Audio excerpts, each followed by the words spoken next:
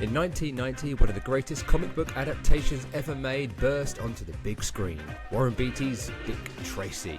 With its star-studded cast, bold colours, unforgettable villains, and a tidal wave of merchandise, this film became a short-lived but powerful cultural phenomenon. Now, more than 30 years later, this podcast is here to explore, unpack, and dissect this brightly coloured masterpiece, week by week, scene by scene. So pull up a chair at the Southside Warehouse, because there's going to be a big payoff. Hello and welcome to Talking Dick, the Dick Tracy movie podcast. I'm your host, Mr. Simon Creswell, and joining me all the way from the Southside Warehouse is Mr. James Tilling. Yeah, we've still not got that quite right, have we? I'm sort of introducing you like you're on Stars in Their Eyes. Yeah, exactly. I quite like it. Yeah, I feel like I'm a guest every week. Yeah, the same guest week in, week out. James, have you brought any walnuts this week? Have you been to the shop and purchased a bag of walnuts? Because they're good for your heart, I hear. They are good for my heart. You know, I'm going to have to get some. Maybe I should do it. It probably won't be very good on the microphone, cracking walnuts throughout the entire thing. But I think we should do it, though. I think we should try to do a walnut taste test. That'll be episode 100, like right down the road. We run out of ideas. Yeah, what can we do today? So we've talked about the movie previously, and this week we are talking about the Playmates action figures. And we've got some here with us, which we're going to talk through and go over. It's going to be quite a long episode. Do you think we're going to have to split it? I think so, because there's 14 figures, and we've between us, you know, we've got them all doubled apart from one, but we'll come to that later. Not to rub it in. Don't rub it in. Yeah. No, yeah. So yeah, I think it could stretch over a couple of episodes because we want to make sure we cover it all. Because it's important for us, these figures, very, very important, huge part of the Dick Tracy world, and I'm sure for others it's the same. I'm sure other people want to hear and see this figure line as much as we want to talk about it now. Yeah, I think the films and the film and the figures are interlinked. You know, for me, they definitely go hand in hand. Oh yeah. Before we get to the toys, though, we normally do our Dick Tracy news at the end, but I want to bring it to the start of this week. Because we're recording this, and just a few days ago we lost Catherine O'Hara, obviously, who we spoke about being in Dick Tracy just, last episode, wasn't it? It was, you're right, exactly. And obviously, during our recording of that episode and this one, she has passed away. Another sad departure from the Dick Tracy world. She played Texie Garcia. That was what we, she didn't have a speaking part. She was just sat round with the bosses, wasn't she, at the table? Yeah, right. And I think she's in a later scene in the club. But when you think of Catherine O'Hara, do you think Home Alone or Beetlejuice? I'd say Home Alone, but I probably watched Beetlejuice more as a kid. But but her character is so pivotal in both. But I think I'm going to have to try and inch Dick Tracy up there. That scene, that she's in, she hasn't got any lines. I didn't even know she was in it until a few weeks ago when you told me. No, it's really sad.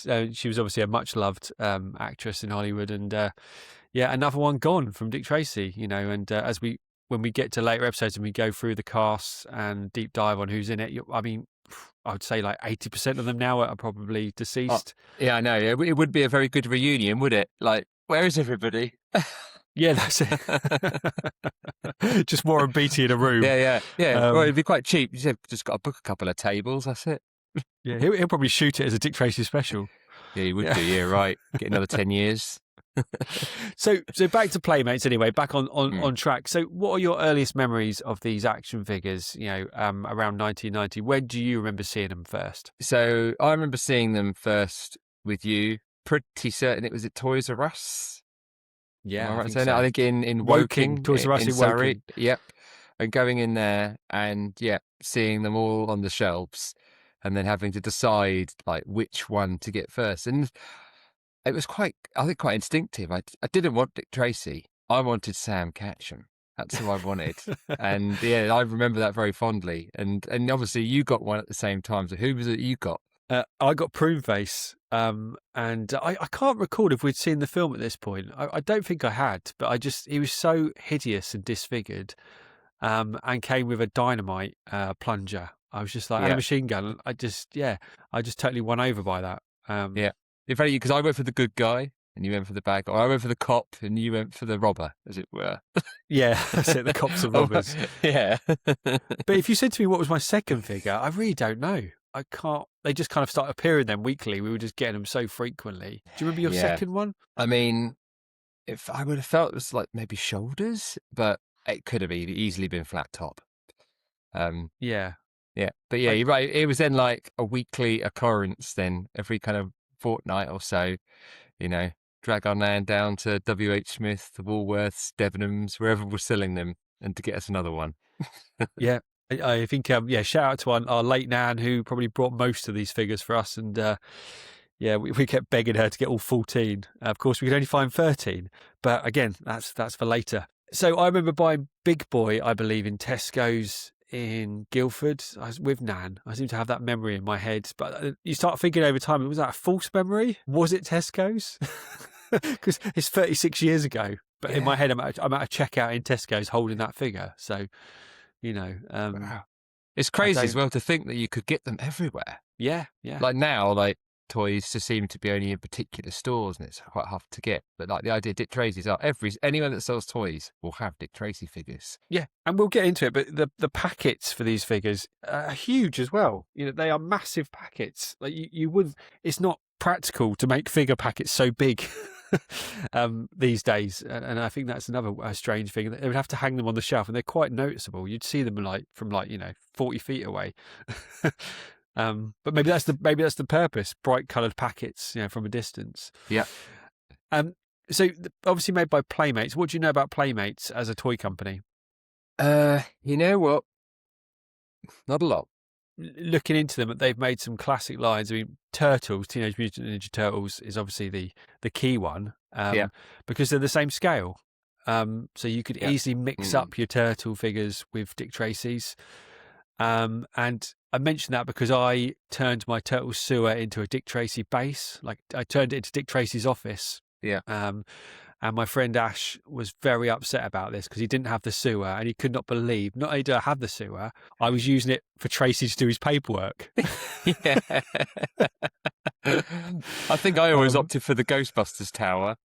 Oh yeah, good call. Yeah. That looks like a gangster's hideout, doesn't it? Yeah. But the obviously Playmates also made like Toxic Crusaders figures to the same scale, and also the Dick Tracys were the same scale as the wrestling figures, the WF Hasbros. And I know you used one of them in your Hasbro Wrestling Federation. Which one was that you used? I did, yeah. The referee was Lips Manless. It was just perfect. And I think I used the rest of them as the crowd. And people are thinking, why would you use Lips as a ref? Well, again, anyone that can see this, he's black trousers, white shirt, tie. He literally looks like a ref. Yeah. I think that was some good casting there for your wrestling fed. So Playmates obviously, I think, made all these amazing, colourful, detailed figures. And then they obviously, in 1990, they released Dick Tracy to tie in with the film. And there's only one series, isn't there? They didn't release any more after that. No, that's right. Yeah, obviously, don't know what the history was to why they didn't release another series. And obviously, the blank figure, like a lot of people have said that would have been a better Series 2 figure to release. Obviously, absolutely. With all the issues around it and having it to be pulled, it would have made a lot more. Maybe that was the intent, was to pull it and do a second release, but they didn't do it. It was just this one series. That was that. Yeah. And we'll get into the blank because that's a whole discussion in itself when we get to the blank, which we keep teasing. So we're going to go through these figures. And the first thing that strikes me before we go into them is that such a random bunch of figures. You don't get some of the key cast members, but you get some of the people that are in the film for a minute, which I guess kind of reminds me of Star Wars in some respects. Some of those figures from the Kenner Star Wars line. Yeah. Where you're getting characters in one scene because they look cool, and I think Playmates took that playbook. I completely agree. I think pick the ones that would make good toys, and that because they were spoiled for choice already, and again we'll just take the best ones. And again, thinking maybe there is more to come later, but I think it's just great that they brought these out, especially as well. Remembering if we got the figures before watching the movie, getting the figure, I've got him, and then there he is. And there he goes. It's like, oh, It was only in it for 2 minutes. Blink and you'll miss it. I mean, Yeah. I will always be quite upset that Pat didn't have a figure. You know, Pat is one of Dick Tracy's key sidekicks along with Sam Catcham, and he didn't have a figure. But I think we used to use shoulders as Pat, didn't we? Yeah, because he was green. It was like, it's near enough. He's got a hat and he's wearing green. Yeah, it'll do. Yeah, exactly. Okay, well, should we go straight into it then? I mean, before we let's do it. Yeah, before we get kind of stuck on talking about all the other bits. So who do you want to start with then? Who's the first figure you want to talk about? Well, I mean, we might as well start with the top dog first, shall we? Let's go for Dick Tracy. I thought you were going to say Big Boy then. Well, in his own right, he is the top dog, but you know who it's named for. I've got my carded collection here. I've also got my carded collection of 13 out of 14. So let's talk about it. So the packet is it's kind of the comic book artwork with the classic red and yellow Dick Tracy logo. It says Coppers and Gangsters. And then each figure has at the bottom in the right-hand corner their name. What does it say on this one? It says, calling Dick Tracy, Dick Tracy. The chief needs you at HQ on the QT. Strange. That's a bit of a mouthful. Yeah. I don't think I've actually ever read that before, not knowingly. Yeah. It's he's comes with a gun and a holster and a police baton. I mean, what more do you need? He's got his watch on. The figure's got his watch on. He's got handcuffs, a badge. Yeah.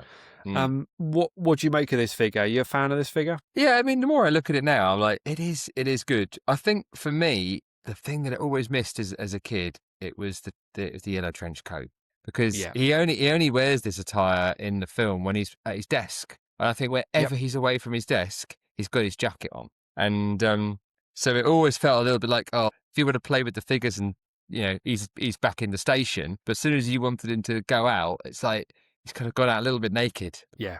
I think, and people do customs, don't they, online? People make custom accessories for these figures. They do. And the yellow jacket is key, you know. Yeah. Actually, I'm quite tempted to buy one after this. I think so.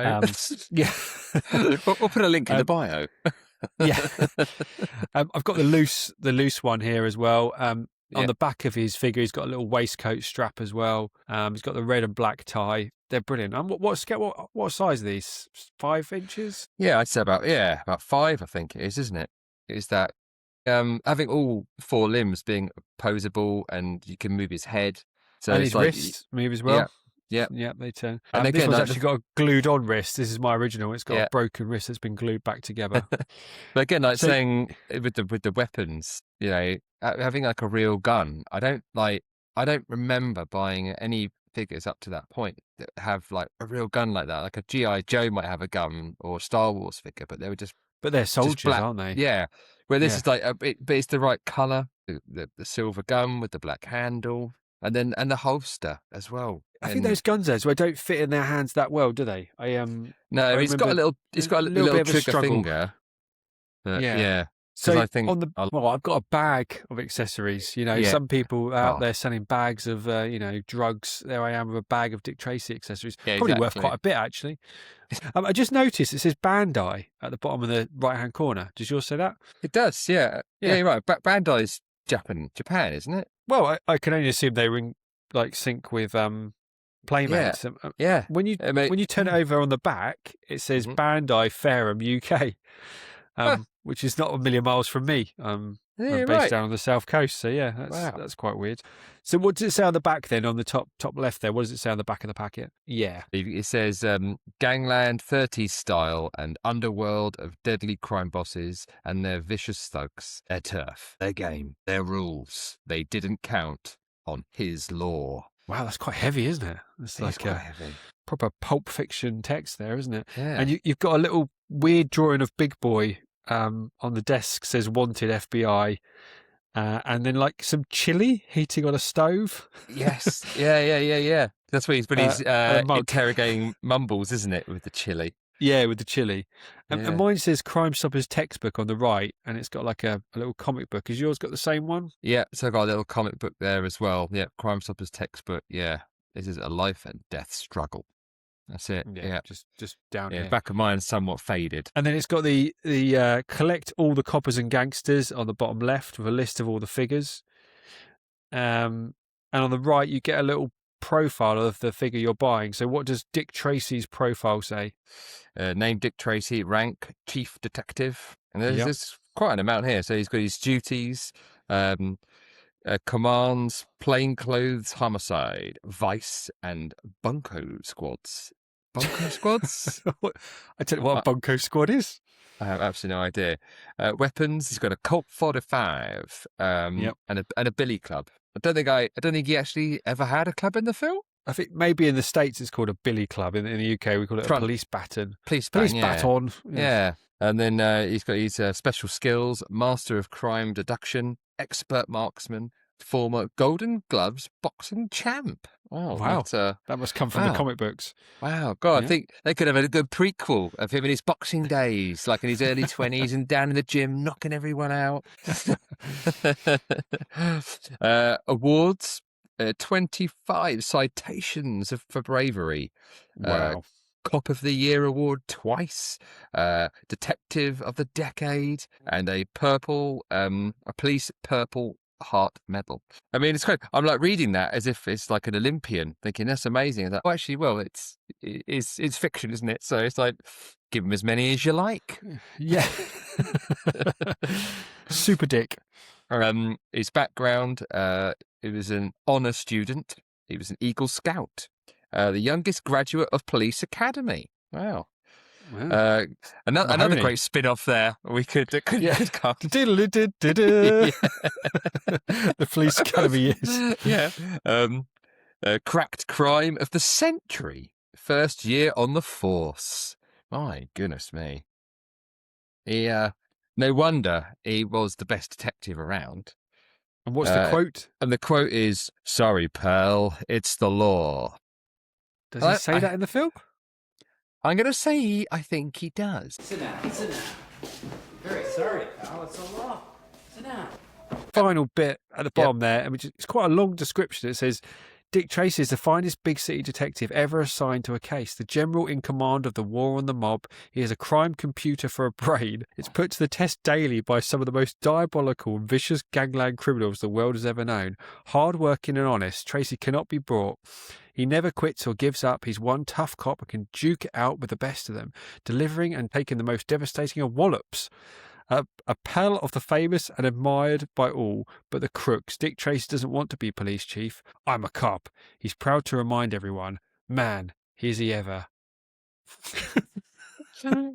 Honestly, this is the first time I think I've ever read any of this. Like, there is far too much on there for a kid, and guilty of it, that it was just like, no, I just want the figure. I'm not going to read any of this stuff on the back. Like, it's some great information in there, and obviously, as a kid, you could read that and propel your imagination. None of that is, like, I think, really talked about in the film. Maybe that's more related back to what happens in his comics. I mean, I kept all the cards. Every time I opened one as a kid, I kept the cards, but you can see why. They're beautiful, aren't they? Oh, yeah. They're great cards. Works of art. Yeah, that's it. Big guy down, and the next one's your favourite, isn't it? Bring him up. Here we go. So number 2 is Sam Catcham. When you showed that to me, the orange really popped. I mean, anyone that's watching this, look at that orange. Just jumps out. And I can see why, as a kid, you saw that. I thought, I've got to have that. I've got to have Sam. And that was probably it. Yeah. He's got a lot going on when you look at this figure. He's got a camera and some film and some pens and a badge and a tie and a strap, all just around his top. I mean, the detail there. Yeah, a lot going on. I'm just grabbing a loose one just to check. But he's got all those bits going on. And then on the back, he's got the strap and some cool shoes, some amazing brown shoes with the white stripe. They're like spats, aren't they? Spats. What does this say on the packet then on the front? What does it say underneath, Sam? Yeah, I'm at the steakhouse, boss. And your Crime Stoppers textbook on the back, is that the same again? Is it the same comic or is it a different comic? No, it's a different comic, this one. Is it? Mine's the same. I got the same one as Tracy. No way, really? Well, I'll tell you what. Don't tell me there's variants. Here we are. Fine. Well, I'll tell you what, because as soon as I turned it over on the back, the little things that were different is that there's this little fingerprint thing here which had a barcode over it on the other one, and then also there was a sticker over the like a replica of the little profile, but this doesn't have any of that. Well, I've got the sticker. So profile. So does yours still say then Bandy on the front? Does yours not say Bandy? You know what? It doesn't. No, it just says Playmates. So, mine says, made in China, packaging printed in Hong Kong, manufactured by Playmates in California. So you've got an American card on yours. So this must be an American card. So let's see the comic. Just hold the comic up for me a second. So you've got a completely... and it's... So I'll... Wow, and that's completely different comic book I've not seen before. Is it about Sam as well, that comic? I think it is, it says, Detective Sergeant Sam Catcham. So you know what? I think what they've done, I think that Dick Tracy, they just printed loads of Dick Tracy cards, and then they just stick over the Dick Tracy, the profile. So if you've got a sticker over the top on your Sam Catcham, because I had a sticker on my Dick Tracy one. Yeah, I have, yeah. So if I peeled that off, you think it says Dick Tracy underneath? I think it might be. Or it could be someone else, but I think that's what it is. They just got they've got identical backs because it was pretty cheaper to make. My God! Well, there you go. We're learning something every day. Yeah, so, I didn't know that. Sam in the film is played by the late great Seymour Cassell. Do you think it looks like him? I think so. As I said before, he's kind of got that John Wayne kind ofness to him. He has. Well. There is a touch of John Wayne about him. Yeah. Yeah. It's a cracking figure, and we've got the profile down the bottom. So it says police profiles encourage name Sam Catcham, rank detective sergeant, duties assigned to Tracy's squad of special investigators, Tracy's wrist radio contact, weapons 38 revolver and the Billy Club, special skills stakeout and surveillance expert, awards Copper Cross Award, bravery beyond the call of duty medal. Background, father and grandfather were cops, MP sergeant in the army, force's best foot patrolman before promotion to detective, and quote, calling Dick Tracy. Yeah, because he could never do anything himself. Like, oh, I'm not doing this. Calling Dick Tracy. Yeah. Bring him in. But he's not got the wristwatch on, so I don't know how he was calling him. Maybe... Yeah, you're right. Do they all have wristwatches? Or is well, actually, I'll tell you what, in the little cartoon on the back, it's there is because he's like in his car, and is his shadow, and he brings his wrist up, so he has got it. But you're right, the figure hasn't got the wristwatch on. Well, I wouldn't be able to see it. I don't know because I haven't got that cartoon on the back. Thanks for rubbing it in. Yeah. I've got just my cheap British it in there. Bandai version. Yeah. What's the final bit at the bottom there? What does it say on the bottom of his card then? On that, so it says, "Don't be fooled by Catcham's sleepy-eyed, rumbled look. He is Dick Tracy's trusted right-hand man and has saved his boss's hide on more than one occasion. Loyal, faithful, and reliable, he is always ready for action. This ace detective has risked his life and limb repeatedly in police raids and shootouts. Often found one end of a two-way wristwatch radio, there you go, conversation with Tracy. Sam is the master of the stakeout surveillance. He knows all the tricks of the trade and gets good and even the sharpest of mobsters. Dick Tracy is his idol, and he'd do anything for him." He would do anything for Dick. Yeah. I think it's safe to say that he loves him. I mean, he could probably add that at the end. Well, that's quite affectionate. That's quite a nice little definitely. write-up. I mean, I guess that's the point. What more of a right-hand man would you want more than Sam? I think he is the top one. Pat, I think, would be my pick there. Yeah. Playmates thought otherwise, though. Yeah. They thought Sam was more toyetic than Pat. Okay, so who's next? Who's number 3 on the list? It was this guy, Big Boy Caprice. It is, yeah. So you've lost half the packet. I did. You seem to be holding up half a figure packet. Yeah, I did. Yeah. So he came off his card because I must have displayed him for a little bit too long. Wear and tear, folks. Yeah, exactly. The wear and tear. So I'm going to have to hold him up here. Yep, and I've got him here again, a British carded one. Yeah. Oh yeah, good point. Oh yeah, I've got a Bandai. There, my British card. What about your broken one? Was that Bandai as well? Yeah, that's Bandai. Yeah. So we've got the generic cartoon on the back. We haven't got the exclusive Big Boy one. Yeah, you're right. I might have to, since this card has come off now. I think maybe I'll do a little video and I'll try and peel off that sticker. Yeah. See who is underneath. I think we've got to find out. Yeah. So it says, calling Dick Tracy, L. Big Boy Caprice is fitting someone with cement shoes. And there's a little Tommy gun. Nice touch. Yeah. What do you think of this figure? I think it's great. I think they've got his his face and his chin, or the prosthetics he had in the film with his nose and his top lip as well, because that had the prosthetics on. So I think they've got the mold of his face is great. His accessories, obviously, his money bags, because that's what Big Boy's all about. The outside, like Tracy, is the no coat on, but when I see him like this, I'm just reminded of the scene in the film when he's doing the dance with Breathless, like straight after he's got the club from Lips, and he's up to 2 a.m. slapping her about, and this is what he's in. So actually, his tie is hanging down on the figure, his shirt's open. But interestingly, look at this as well. He's also shorter than Big Boy, than Dick Tracy. So they've actually scaled him up. That's pretty cool. Yeah, he's actually quite a small figure. Also looks a bit like my dad back in the 90s. So that was always good fun as well. Yeah, because he was just like him. He was. So he comes with the free accessories. Again, nice and colourful. The colours on these figures, well, like the film. The film is colourful, but the shoes. I'm really noticing the shoes today. Again, some lovely shoes with the blue bits at the bottom. Because you're right, thinking about the mould, some figure lines, you just do exactly the same body mould, just have a different head. But they're not doing that because they're all wearing something different. So it's a totally unique mould. Maybe the arms they could do, but the bodies is unique for each one. I think we're free for free on different moulds. Yeah, I think you're right. Looking at them, the shoes look different. You're arguably the arms, but actually even the arms have got different sleeves on all three of these figures. So, when you look them up, there are different.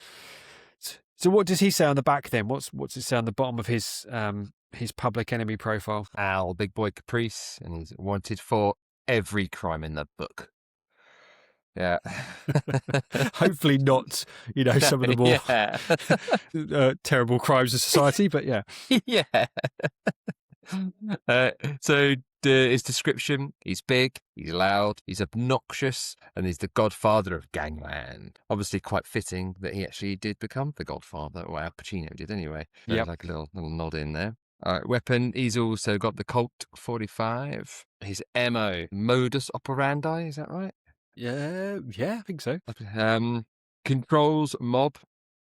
Has others carry out dirty work. Yeah, that's true. Yeah, fits victims with cement overcoats before feeding them to the fish.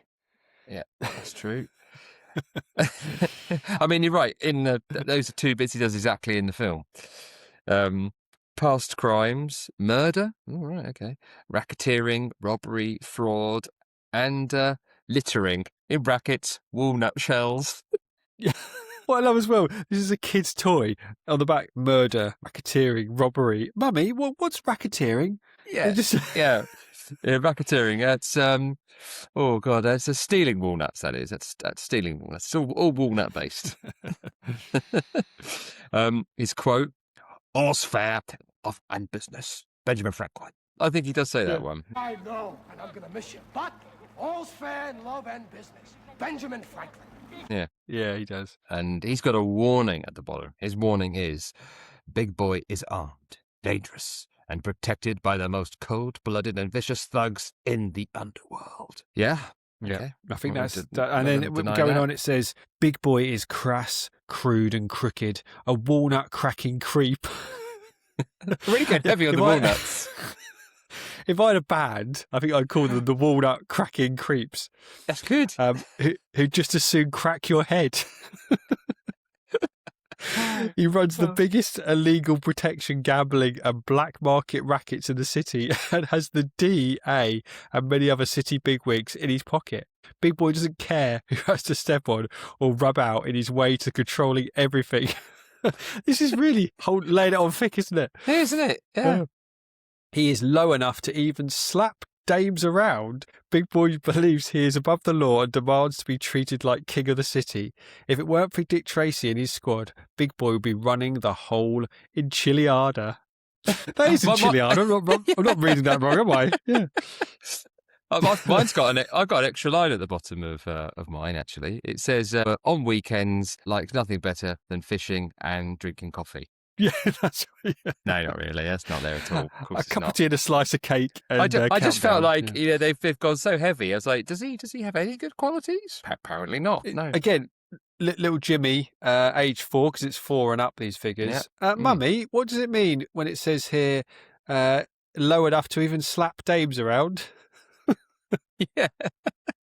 This is your introduction to domestic violence.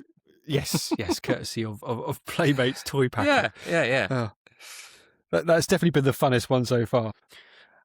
Okay, so we've had the 3 big hitters, 3 people with talking parts in the films and 3 big characters. Who have we got next? It's the Brow. Played by stuntman Chuck Hicks, who is no longer with us. But the Brow. Wow, what a figure. What are your memories of this figure? In the UK, again, I'm sure we hunted high and low for these figures, and the Brow was one that you couldn't find in any shops, absolutely none. And then you and I think, went to a car boot sale, or Fate, like it's at a school, Fate or a school car boot sale. And there was a toy stall, and unlike most of them having old toys, this was a toy of all new stuff. And straight away, it was the Brow, and I think the other one was Rodin, wasn't it? Yeah, that's right. So we got them both that day. So I remember, and obviously we're deciding which one we're going to get, and so I got the Brow. So for me, it was like that was a figure I had that was only in my Dick Tracy figure collection. And funny enough, I always associate this figure with you. When I look at it, I almost feel like it's not one of my guys. Yeah. It was. He was like, he was only a bad guy in my crew. Yeah. Well, weirdly, I didn't get this figure for years. I think I got a loose one, I think perhaps from you, but I didn't have it on card for years. And then I got it in Amsterdam 4 years ago in a quite a famous collector's shop. They're called the Space Oddity. Oh, wow. And it says there what I paid for it, €17.50. Nice. So I probably paid like 15 quid. Yeah. Yeah. And that was, 2021 it was. I got that, wow. yeah. So, again, not Bandai. This is an American card. So I don't know where I got this. Obviously, one little thing we should probably say here is we got none of these carded figures when we were kids. We only had them of course loose. not, no. And we collected these up over the years. Obviously, some I can remember where I got, some I don't. Yeah, where I got the Brow from, I can't remember. But you're right. He is he's not on the Bandai card. Well, in fairness, we never saw the Brow, Rodin, or Steve the Tramp in the shops, did we? Really? No, I don't recall seeing them. Nope. They're not that hard to get. You can get them online relatively easily, but I just don't remember seeing them in the UK. I'd love to know about how many were in each crate or box in the UK. Yeah, there must have been some strange distribution thing that for whatever reason they just didn't come here. Maybe we'll have to try and research that or ask around and see if someone knows kind of why. Because you're right, these weren't hard to get once the world of eBay came along. They were everywhere. But at the time though, absolutely impossible. Could not get them. And it's a shame because it's such a nice figure as well. It just really jumps out. What was that? Purple? Dark red? Maroon? Somewhere burgundy. I'll go lines. for burgundy, I think. Burgundy. I agree with you, burgundy. A nice claret. A nice claret, yeah. I don't know. There's something a little bit smooth criminal Michael Jackson about these shoes. Yeah. There's and the tie, the black and white there. And he comes with a brown gun, which I think maybe he was the only figure to come with that brown handled gun. He might have been, yeah. A holster and a knife. The knife. That's unique. We'll go through as we go through. I don't remember any of those having. I mean, that's like a Bowie knife as well. I mean, that is literally a children's toy with just a knife. There you go, down the side there. Yeah, I know. It's like, again, as a kid, you just didn't get these types of realistic looking accessories. Yeah, and you could straight away go and get him, and you could get, any figure, and he could go and mug them and knife them in the back. Just as you'd want to play with your figures as kids. Yeah, a bit of street crime. Yeah. I love the playing cards on him there. I love the 2 aces in his pocket there. Really, really that's nice the thing, touch. isn't and it? The holes in his hat as well. I don't know if the holes are deliberate. No, I think Stam had holes in his hat as well, actually. But I guess the cards in there because they're playing the card games in the film, aren't they? In the opening scene. In the opening scene. Yeah. Like, wonder is that meant to imply that he was cheating and he had the extra cards in his pocket? Yeah. Maybe. It's a nice touch. Yeah. from our boys Playmates, and it says, "Calling Yeah. Dick Tracy, the brow has the wrist radio bugged." That would be an incredible thing to be able to do, because that's how Tracy's doing everything. Get that bugged. Oh, So yeah. he should. Yeah. So Big Boy missed one there. If he didn't kill the brow, he could have used him to bug the bloody wristwatch. Oh. Yeah, there you go. Rival gangs for you. Yeah, that's it. Turning it over, he has got a comic book because obviously this is the American card. So he's got Yep. one that's got a big picture of him, kind of split across 3 photos there of his ugly. He looks like the Emperor, actually. Emperor Palpatine there. He's got the. It does. Then so be it, Tracy. Yeah. Do you want to read a bit of the bottom then? What does it say at the bottom? His name is George the Brow Grissom. Well, didn't know that. No, I didn't know that. Yeah. And he's got a wanted bit under his. Don't remember Big Boy having that. It says he's wanted for international espionage. Wow. It's like James Bond's like arch nemesis. Stealing state secrets. Wow. And murder. Wow. So he's quite something. I would like to. I'm going to have to research this, but I assume that this relates back to the comics, perhaps the brow. I mean, he tried to get as many characters in the film as he could from the comics. Yeah. So perhaps some of this stuff is that there was a story arc once where he was, doing some sort of international espionage, and Tracy brought him down. I'd like to think that was the case, and it wasn't just Bob in the office in Playmates going, "Oh yeah, this would do." Yeah. What was the international espionage? What was he kind of like in South America smuggling Tommy guns or something? Wow, I'm intrigued. So his description is a felon with a gigantic forehead, but an ultra smart criminal brain. Right. And he runs a worldwide spy ring, and he's loyal to no government. Oh, there you go. Weapons is his knife and his Colt 32. So yeah, you're right. That is actually then a different gun, because I think it was a Colt 45, wasn't it? I think the other one. It was, yeah, for the last one. Yeah. His MO, he commands networks of moles and infiltrators to dig up dirt and pull inside jobs against unsuspecting victims. Yep. His past crimes is selling test result answers.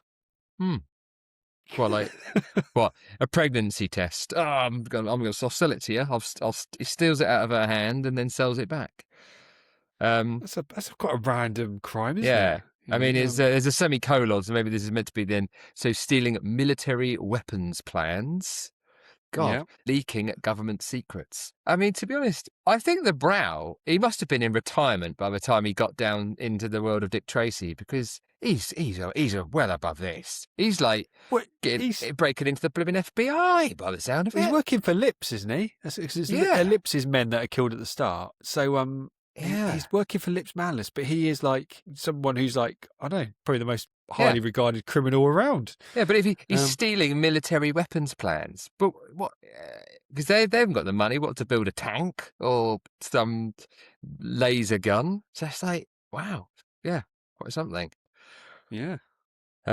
His quote is, "All knowledge is power, and with power comes cash, moolah." Moolah, but a moolah. Again, I wished he'd said that line in the film. I don't even know if he even had a line in the film, or is it just a grunt? Or has he got a little face? Yeah. I don't know. One of them speaking, aren't they? Because what's that? Oh, it's just a cat or something, isn't it? Someone's going like Ace, Jack. They're like just listing out the cards, playing some completely unknown game.